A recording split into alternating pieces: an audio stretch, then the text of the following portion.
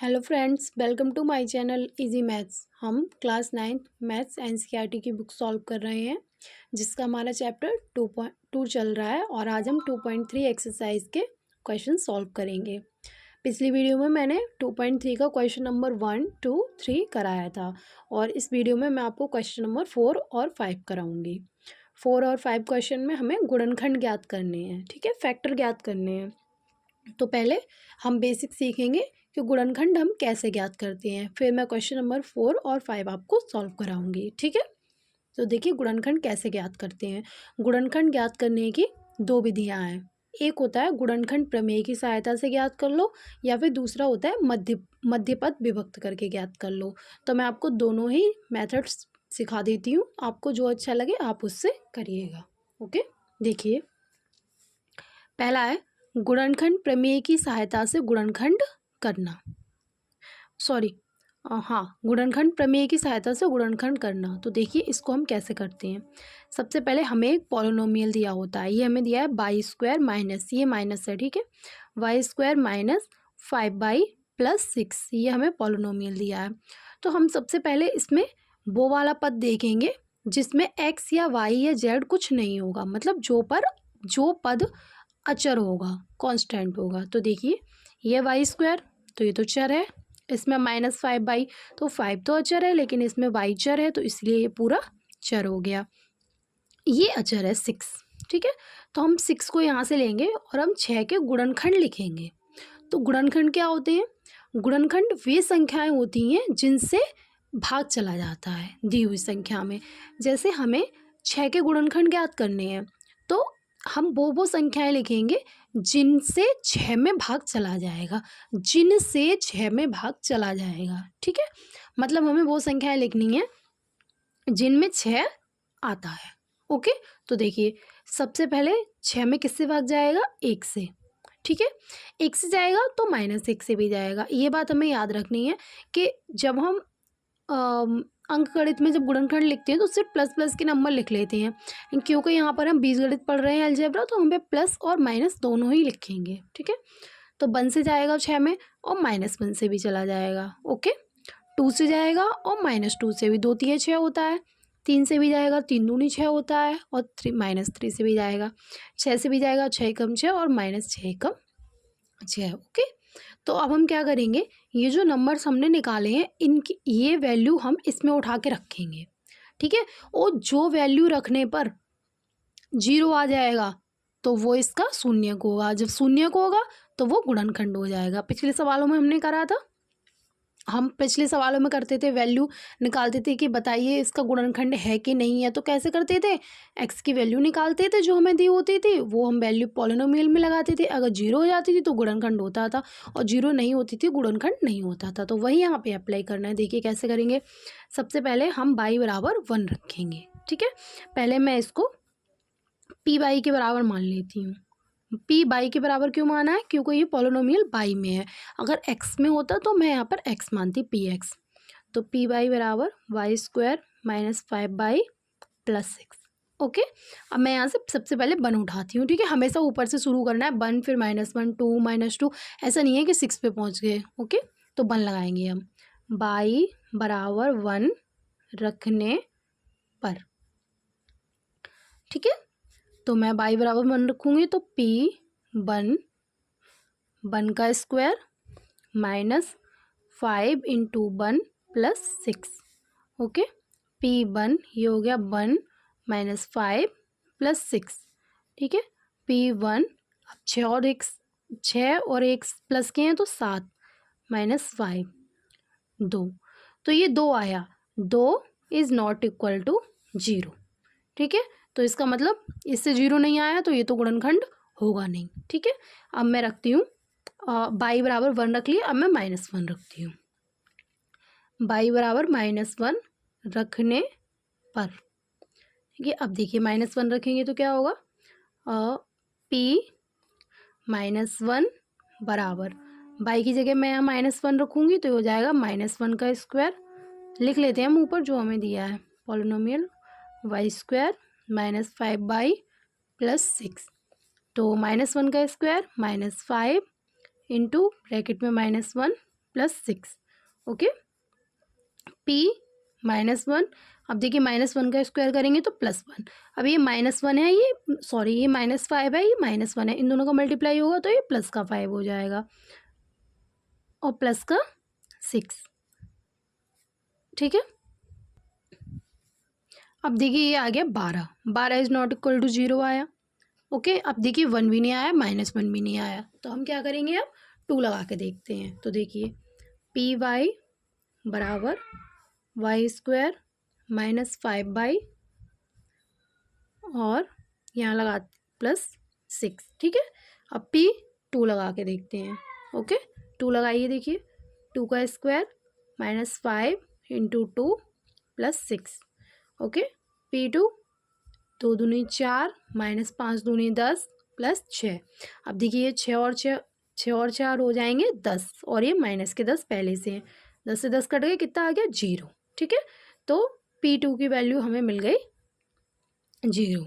Okay, इसका मतलब क्या हुआ, मैंने यहाँ पर क्या रखा था, हाँ मैंने यहाँ लिखा नहीं है ऊपर, y बराबर 2 रखने पर। ठीक है, तो y बराबर 2 रखने पर हमें जो पॉलिनोमियल था इसकी वैल्यू हमें 0 मिल गई। 0 मिल गई, इसका मतलब है कि y बराबर 2 इस बहुपद का शून्यक है। ठीक है, चूंकि इसलिए यहाँ लिख देते हैं, इसलिए y बराबर 2 बहुपद का शून्यक है, बहुपद का शून्यक है। ओके, अब देखिए y बराबर 2 बहुपद का शून्यक है, तो मैं 2 को इधर ले आऊँगी, y -2 गुणनखंड होगा। ठीक है, ये मैंने पिछले सवालों में आपको अच्छे से समझाया था, आप पिछली वीडियो देखिएगा। ठीक है, अगर y बराबर 2 शून्यक है तो हम इसको इधर उठा के ले आएंगे बराबर से इधर, तो y -2 हो जाएगा, गुणनखंड होगा। तो देखिए अब हमें एक गुणनखंड तो मिल गया, हमें एक गुणनखंड और निकालना है। देखिए अगर स्क्वायर लगाया तो 2 गुणनखंड आएंगे, अगर क्यूब लगाया है तो 3 गुणनखंड आएंगे। ठीक है, तो यहाँ पे स्क्वायर लगाया तो अभी मुझे सिर्फ एक मिला है, अभी मुझे एक और निकालना है, तो एक और कैसे निकालूंगी मैं। अब देखिए मैंने यहाँ 2 तो रख लिया, अब फिर हम -2 यहाँ पर रख के देखेंगे, तो -2 रखेंगे तो ये वैल्यू 0 के बराबर नहीं आएगी, तो अब मैं यहाँ पर 3 रखती हूँ। ठीक है, y बराबर 3 रखने पर ये मेथड थोड़ा लंबा हो जाता है। अब जो मैं आपको मध्य पद विभक्त करके बताऊँगी वो मेथड सिंपल पड़ता है, उसमें 3-4 लाइन में आंसर आ जाता है। ठीक है, तो y बराबर 3 रखेंगे तो हमें पी वाई बराबर y² दिया है, माइनस का 5 दिया है और प्लस का 6 दिया है, तो मैंने यहाँ से 3 रखा, p3 बराबर ये हो गया 3 का स्क्वायर, ये हो गया 5 × 3 + 6। ठीक है, अब यहाँ पर करती हूँ मैं p3 बराबर, ये हो गया 3 तिया 9, ये हो गया 5 तिया 15 और +6। अब देखिए यहाँ पे हम करेंगे 9 और 6 15 हो जाएंगे और माइनस के 15, 15 से 15 कट गए 0, यानी कि p3 की वैल्यू आ गई 0। इसलिए y बराबर मैंने 3 रखा था, तो y बराबर 3 शून्यक होगा। ओके, शून्यक होगा और y -3 गुणनखंड होगा। ठीक है, गुणनखंड होगा। ओके, तो हमारे 2 गुणनखंड आ गए, क्या आ गए, y -2 और y -3। ओके, समझ में आ गया, ये है गुणनखंड प्रमेय। हमें क्या करना है, सबसे पहले लास्ट कांस्टेंट देखना है, फिर उसके गुणनखंड करने हैं, गुणनखंड लिखने हैं। गुणनखंड क्या होते हैं, वो संख्याएं जिनसे इसमें भाग चला जाएगा, तो 1 से चला जाएगा, -1 से, 2 से, -2 से, 3 से, -3 से, 6 से, -6 से। ओके, फिर मैं सेटिस्फाई करा दूंगी, जहाँ पर 0 आ जाएगा तो वहाँ से गुणनखंड निकल जाएगा। अब हम दूसरा मेथड देखते हैं, मध्य पद विभक्त करके। तो देखिए कैसे करेंगे, देखिए मध्य पद विभक्त करके गुणनखंड करना बहुत सिंपल है, बस थोड़ा सा दिमाग लगाना है और आंसर हमारा बहुत जल्दी आएगा। देखिए कैसे करते हैं इसको, यही पिछला वाला ही सवाल मैंने लिया है, y² -5y + 6। इसमें हम सबसे पहले कांस्टेंट वाला टर्म देखेंगे, 6 देगा मैंने। ठीक है, और जो सबसे बड़ी घात वाला टर्म होगा, जैसे ये y² है और उससे छोटी घात उससे छोटी घात, तो मैं इसमें 6 है और इसके आगे किसका गुणा हो रहा है, 1 का। ओके, तो मैं 6 × 1। ठीक है, आंसर कितना आएगा, 6। ओके, अब हम जो बीच वाला हमारा टर्म रह गया हम इसको देखेंगे, इसका मल्टीप्लाई क्या है, 5, इसके साथ किसका गुणा हो रहा है, 5 का। ठीक है, अब ये 6 है, ये 5 है, तो देखिए हमें करना क्या है, इस 6 के ऐसे गुणनखंड करने हैं जिनका जोड़ जो हो वो 5 के बराबर आए, गुणनखंडों का जोड़ 5 के बराबर आए। देखिए क्योंकि यहाँ पे प्लस का निशान लगा है इसीलिए हम यहाँ पर जोड़ करेंगे, अगर यहाँ माइनस का निशान लगा होता तो घटाया करते। इस निशान से कोई मतलब नहीं होता, इस वाले निशान से मतलब होता है जो कांस्टेंट से पहले लगा होता है।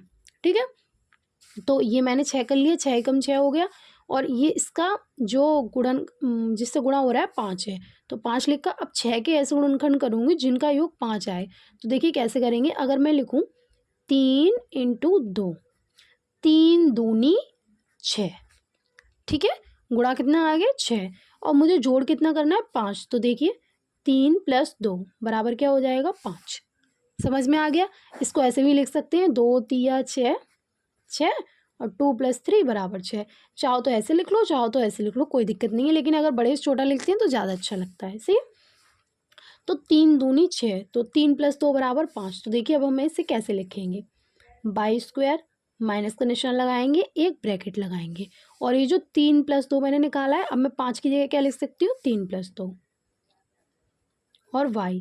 अब मैंने 3 + 2 क्यों लिखा कि 3 दूनी 6 हो रहा है, ऐसे ही अपने मन से नहीं लिख देना है, 3 + 2 इसलिए लिखा है, समझ में आ रहा है, इसलिए लिखा है क्योंकि 6 के ऐसे गुणनखंड हैं जिनका योग 5 आ रहा है। y + 6 लिख लिया मैंने, इसकी जगह 3 + 2 और वो वैसे के वैसा, निशान वैसे के वैसा। अब y² माइनस, अब देखिए मैं ब्रैकेट लगा रहने दूंगी और इस y का अंदर गुणा कर दूंगी। मैं इसलिए ब्रैकेट लगा रहने दे रही हूँ, पहले गुणा इसलिए कर रही हूँ ताकि आपको प्लस माइनस लगाने में कन्फ्यूजन ना हो, अच्छे से समझ में आ जाए। y का अंदर गुणा करेंगे तो ये हो जाएगा 3y प्लस, और y का अंदर गुणा करेंगे तो 2y + 6। ओके, अब मैं ये ब्रैकेट खोलूँगी तो ये हो जाएगा y²। अब देखिए क्योंकि यहाँ माइनस का निशान लगा है तो यहाँ माइनस का निशान हो जाएगा, माइनस का 3y, क्योंकि हम ब्रैकेट खोलेंगे तो ये माइनस का निशान लगाया तो ये माइनस इस प्लस को भी माइनस कर देगा। समझ में आ गया, ब्रैकेट खोलने पर निशान बदल जाएंगे।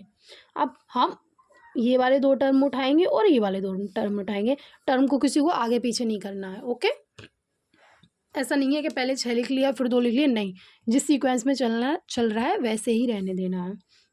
ये दोनों टर्म लेंगे, ये दोनों टर्म लेंगे।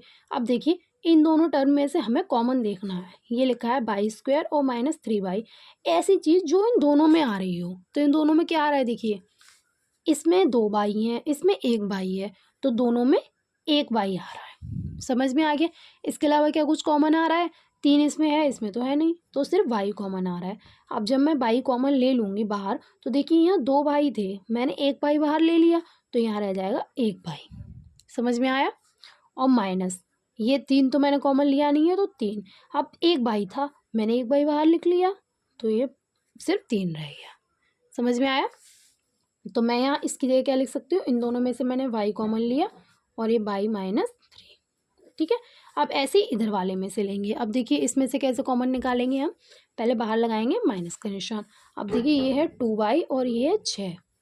अब y तो कॉमन आ नहीं रहा है क्योंकि 1 y में है, 1 में है ही नहीं, 2 कॉमन आ रहा है। कैसे आ रहा है, देखिए इसमें 2 है और इसमें 6 है, तो 2 तिया कितने होते हैं 6, तो मैं यहाँ में से 2 कॉमन निकाल सकती हूँ।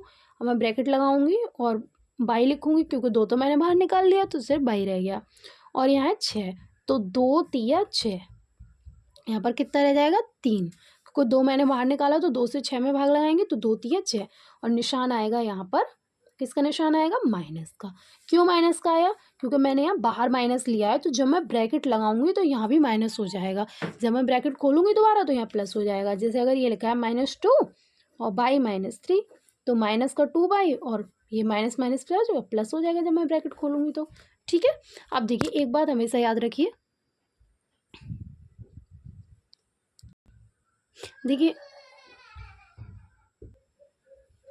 तो देखिए जब भी हमें सवाल, ऐसे सवाल जब हम करते हैं मध्य पद विभक्त करके, तो ये जो दोनों वैल्यू आती हैं वो हमेशा बिल्कुल सेम आती हैं। ठीक है, इस बात का हमें याद रखना है, जो यहाँ आएगा वही यहाँ आएगा। तो देखिए अब इतना आ गया, अब मैं क्या करूँगी, ये भी y -3, ये भी y -3, तो मैं यहाँ पर एक बार लिख लूँगी y -3। ओके, एक बार ही लिखेंगे। अब देखिए ये रह गया इधर y और यहाँ क्या है -2, इसको एक ब्रैकेट में रख लेंगे, ये हमारे गुणनखंड आ गए, आंसर आ गया। समझ में आया। ठीक है, अब हम करते हैं एक्सरसाइज 2.3 का क्वेश्चन नंबर 4। देखिए हमें इसमें गुणनखंड ज्ञात करने हैं, तो अभी मैंने आपको गुणनखंड ज्ञात करने के 2 तरीके बताए। एक गुणनखंड प्रमेय से और एक बताया मध्यपद विभक्त करके, ठीक है? आपको जो अच्छा लगे आप उससे कर सकते हैं, ठीक है? अगर हम यहाँ पे गुणनखंड प्रमेय से करेंगे तो 1 और 1, 1 के ऐसे गुणनखंड करेंगे 12, तो 12 के ऐसे गुणनखंड करेंगे जिनसे 12 में भाग जाए, फिर लगाएंगे वैल्यू, जिसमें 0 होगा वो आंसर आएगा। यहाँ पे मध्य पद विभक्त करके करना है, तो देखिए मैं मध्य पद विभक्त करके इसका बताती हूँ आपको। देखिए सबसे पहले ये है कांस्टेंट टर्म और ये है सबसे बड़ा, 1 और 12, तो 1 और 12 कितने हो गए? 12, ठीक है? ये मेरा आ गया 12। अब मैं बीच वाला टर्म देखूंगी, यहाँ क्या है 7, इस वाले माइनस से हमें कोई मतलब नहीं है, अगर यहाँ माइनस होगा तो हमें उससे मतलब होगा, तो ये 7 है, मैं यहाँ लिखती हूँ 7। अब देखिए 12 के ऐसे गुणनखंड करने हैं जिनको जोड़ने पर 7 आए, तो क्या हो जाएंगे? देखिए 4 तिया 12, 4 और 3 को गुणा करूंगी तो आंसर कितना आएगा? 12, ठीक है? ऐसे करना है। और 4 और 3 को मैं प्लस करूंगी तो आंसर कितना आएगा? 7। 3 चौके 12 भी कर सकते हैं, मैं 4 तिया 12 कर रही हूँ, 3 चौके 12 करके करेंगे तब भी आंसर वही आएगा, क्योंकि 3 और 4 का प्लस करना है। अब देखिए प्लस क्यों हमने लिया? क्योंकि यहाँ पर निशान आया है प्लस का, अगर यहाँ निशान माइनस का आता तो मैं घटा कर लेती, घटा कर करना था, लेकिन यहाँ प्लस है इसलिए जोड़ के करेंगे। तो 4 तिया 12 इतना समझ में आ गया। अब बस जो हमने पहले अभी सवाल में करा था वही करना है। यहाँ लिखेंगे 12x², माइनस का निशान लगाएंगे और 7 की जगह लिखेंगे 4 + 3, ओके, x + 1, ठीक? ये हो गया 12x², ये हो, अब मैं माइनस ये वाला x का अंदर गुणा करती हूँ, माइनस वो 4x + 3x + 1, 12x²। अब ये ब्रैकेट हटाएंगे तो ये माइनस का 4x और माइनस का 3x + 1, ओके। अब कॉमन लेना है, तो देखिए दो दो टर्म उठाएंगे, ये वाले दोनों और ये वाले दोनों, तो ये लिखा है 12x² और ये लिखा है माइनस का 4x। अब मुझे इसमें से कॉमन निकालना है, देखिए क्या निकलेगा? एक तो x निकल आएगा क्योंकि 2x है, एक x है, एक x और एक क्या निकल आएगा? 4 निकल आएगा, क्योंकि देखिए ये 4 है और यहाँ 12 है, तो 4 तिया 12 होता है, तो मैं 4 कॉमन ले सकती हूँ यहाँ से। तो 4 तिया 12, तो 12 की जगह 3 आ जाएंगे और 2x में से x बाहर ले लिया तो 1x माइनस, अब मैंने बाहर क्या कॉमन लिया है? 4 कॉमन लिया है, तो 4 पूरा गया, x भी कॉमन, तो कुछ नहीं रहा, तो यहाँ पर हम लिख देंगे 1, ओके। तो इसकी जगह मैं लिख सकती हूँ यहाँ पे 4x 3x - 1। अब ऐसे ही इसमें से कॉमन निकालना है, 3x + 1, तो बाहर माइनस का निशान। अब देखिए 3x + 1 में से क्या कॉमन आ रहा है? कुछ भी कॉमन नहीं आ रहा, क्योंकि इसमें x भी दोनों में नहीं आ रहा, 3 और कुछ भी नहीं आ रहा, तो मैं यहाँ से करूँगी 1। जब कुछ कॉमन नहीं आ रहा होता है तो 1 ले लेते हैं, ब्रैकेट लगाएंगे, ये हो जाएगा 3x - 1। माइनस क्यों हो गया? क्योंकि ब्रैकेट के बाहर हमारा माइनस है, तो हम जब ब्रैकेट लगाएंगे तो माइनस होगा, जब ब्रैकेट खोलेंगे तो दोबारा प्लस हो जाएगा। अब ये 3x - 1, 3x - 1, तो मैंने लिख दिया 3x - 1। ये 4x - 1 बच गया, 4x - 1, ये होगा इसके गुणनखंड, ठीक है? ये हमारा पार्ट 1 हुआ क्वेश्चन नंबर 4 का। अब हम करते हैं पार्ट 2। देखिए इसका पार्ट 2 करते हैं। देखिए ये है माइनस वाला, अब देखिए इसे कैसे करेंगे? ये 4 है, ये 3 है, ठीक है? तो सबसे पहले 3 और 4 का मल्टीप्लाई कितना आएगा? 12, ओके। अब x के आगे कुछ नहीं लिखा है तो हम यहाँ क्या मानेंगे? 1, ओके। लेकिन अब देखिए यहाँ निशान लगाया माइनस का, अब मैं 12 के ऐसे गुणनखंड करूँगी जिनका अंतर आए, जिनका अंतर 1 आए, ठीक है? 12 के ऐसे गुणनखंड जिनका अंतर 1 आए, तो हम क्या करेंगे? देखिए क्या हो जाएगा? 4 तिया 12, अगर मैं 4 में से 3 घटा दूँ तब भी आंसर कितना आएगा? 1। तो क्या कर सकते हैं? 4 तिया 12 और 4 - 3 बराबर कितना बचेगा? 1 बनाना है हमें, ओके। बस यही कर देना है। देखिए कैसे करेंगे? 3x², ये माइनस का निशान लगाएंगे और x की जगह मैं यहाँ लिखूँगी 4 - 3 और ये वाला x लिखूँगी -4। 3x² माइनस लगाएंगे, x का अंदर मल्टीप्लाई करेंगे, 4x - 3x -